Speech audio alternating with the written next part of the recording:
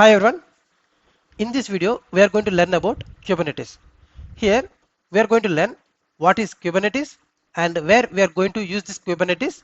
Everything we are going to discuss in detail in this session. First of all, we just need to understand what do we mean by Kubernetes. Here the Kubernetes is an open source container management tool that can automate container deployment, container scaling and load balancing. Here, what is the general purpose of using containers? Here, generally, the containers are used for microservices. What is the advantage which we are using microservices? Because of if my application consists of n number of services and I want to run each service on individual server, it can be useful. And each service has their own individual database. Here, the biggest advantage is if any of the service has went down, it is not going to impact any other services which is running on the same application. That is the beautiness of microservices. Because of that feature, we are going to prefer microservices rather than monolithic. Here, the containers. Why we are using the Kubernetes in order to manage the containers? Because of the containers cannot communicate with each other. So because of that reason, the auto scaling and load balancing not possible. So that's why here the Kubernetes comes into picture in order to orchestrate the containers. Let us understand in detail. So here, first of all, you just need to understand what are the fundamentals. What are the fundamental components in the Kubernetes? Generally, as you know, the Kubernetes is used for container orchestration. It can simplify the deployment, scaling, and management of applications. So it is going to manage your application across the cluster level. Here, what do you mean by cluster? Cluster is nothing but group of servers. Here the server will be called as node. The nodes or server both are same. Cluster is nothing but group of servers or nodes. Where if my application has a number of services, it is going to distribute among themselves. And here if you want to remember about the Kubernetes, you just need to understand some key components which are in the Kubernetes like pods, services, deployments, namespaces and replica sets. These are the key components which we need to remember, and these fundamental components are working together to define, manage and scale applications. Just please have a look on this. It is the architecture of the Kubernetes. Generally, Kubernetes is organized at cluster level. In cluster, what we have? Servers. Servers are nothing but nodes. Inside of the node, what we have? Pods. Inside of the pod, what we have? Container. Inside of the container, what we have? Services, which we want to run. Means the Kubernetes have the control over the pod only. It is not going to interact with the container. With the help of the pod, the Kubernetes will be able to maintain the container. This is the architecture. Here we have the two things. The first thing is master and the second one is worker nodes. Means here in the name itself, it is suggesting that the master node can be able to execute the commands to the worker nodes. The worker node is based on the commands which is told by the master. It is going to execute the specified task. That is the duty of node.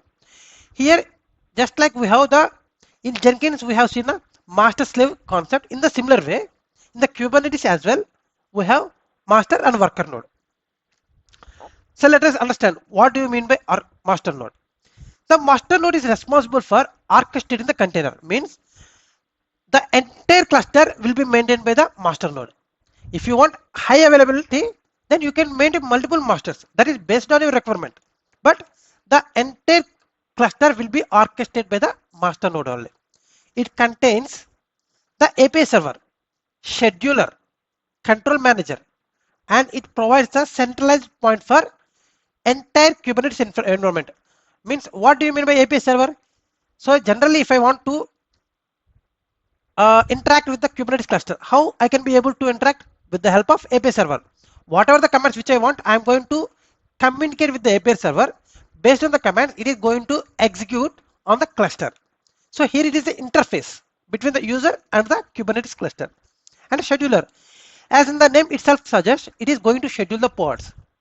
Control manager, as in the name itself suggests, it is going to control the entire process or cluster. And worker, in the name itself, it is also suggests that it is going to execute the containers that make up the applications. Means here I need the containers in order to run my application. The container nodes is used to maintain the containers, and these worker nodes are managed by the master node.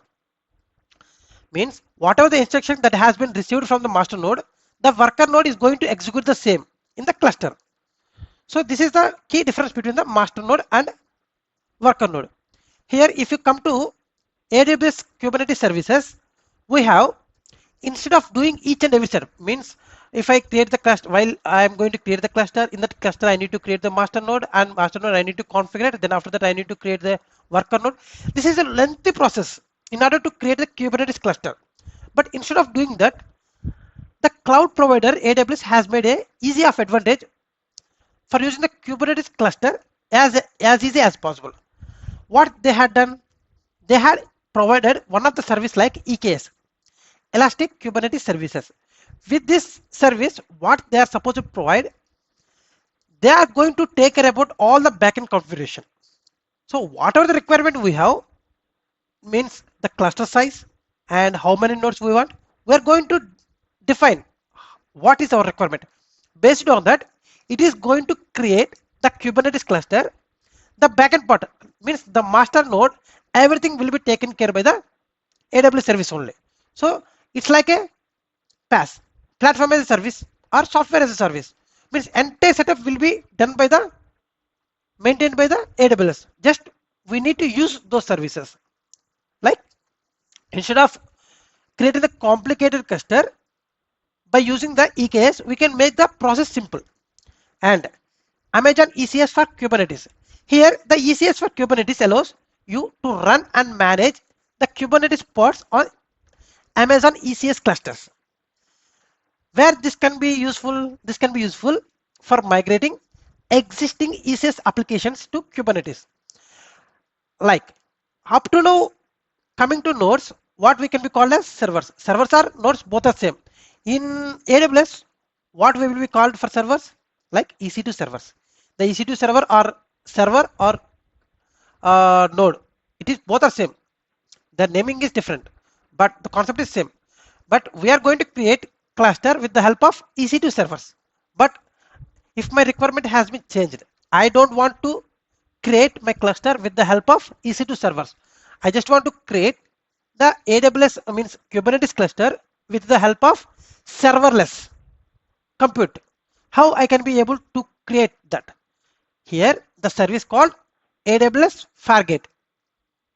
It is a serverless compute engine that can run Kubernetes workload without managing EC2 instances.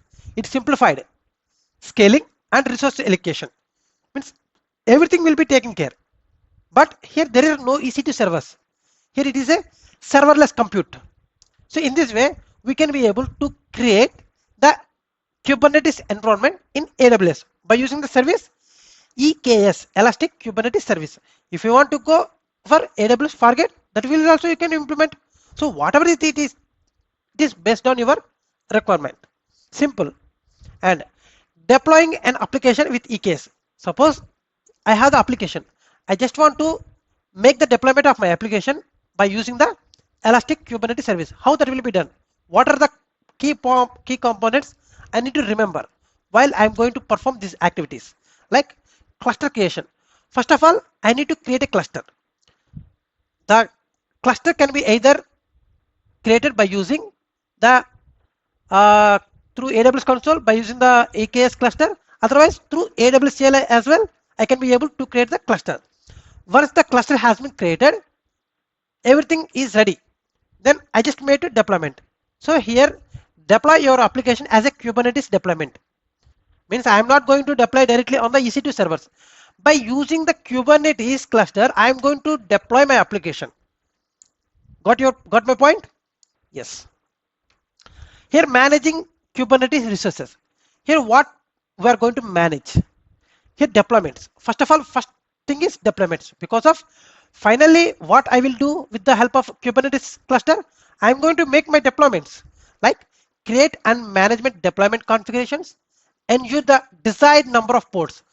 Here, as I told to you earlier, the Kubernetes cluster will never ever interact with the container directly. It is going to maintain the pods only. It is going to interact with the pods only. Suppose if any one of the pod has went down because of some fault issue or any network issue, automatically one more pod has been generated. This is called high availability, like services.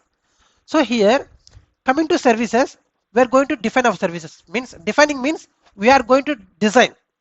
So which service I want to run over the Kubernetes cluster, how it need to be functional, and how I am going to manage the network access through ingress controllers. Means suppose I have created one network, so it is my wish in which traffic need to be allowed and which traffic to be blocked. So based on the ingress rules, it is the application is going to expose to the particular ports. Then it may be allow the traffic, it may deny the traffic based on the rules which I had defined. Pods, as usual, you know, the pod contains containers. Inside of the containers, what we have? Services. The services are running inside of the container only. Containers are running inside of the pod. To manage individual pods, to monitor the status, logs, and resource usage. Kubernetes automatically manages pod creation, deletion based on your deployment. Means here auto scaling, load balancing, everything is there. So whenever I have the requirement, it is going to create the pods, and whenever there is no requirement, it is going to delete the pod. Means here everything is automation. Monitoring. First of all, whenever we had deployed any kind of application over specific platform, I need to monitor that particular application, how it will be done. So here we have the inbuilt tool that is called AWS CloudWatch.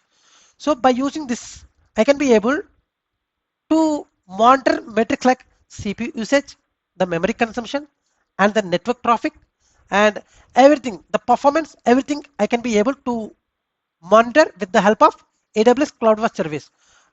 But my requirement is different. I just want to make, because of I had created a Kubernetes cluster, on top of the Kubernetes cluster, I had made my deployment. Here the Kubernetes also provides some kind of dashboard. What is the purpose of dashboard? It is going to display each and everything regarding the cluster. Means in a single page, I can be able to overview all the parameters. What are the parameters which I want to monitor? I can be able to make those with the help of dashboard. The Kubernetes dashboard provides a visual interface for managing and monitoring resources within the cluster.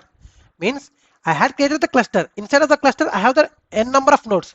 On top of the nodes, I have the services like we have the ports, we have the containers. That is secondary thing. And finally, on top of the nodes only, my services are running. So I just want to monitor each and everything. So with the help of the Kubernetes dashboard, I can be able to monitor each and everything. That will be possible. So generally, you know, for which purpose we are using Kubernetes cluster?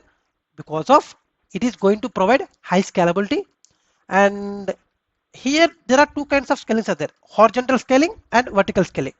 The horizontal scaling is it is going to create the another resources in order to share the workload among themselves.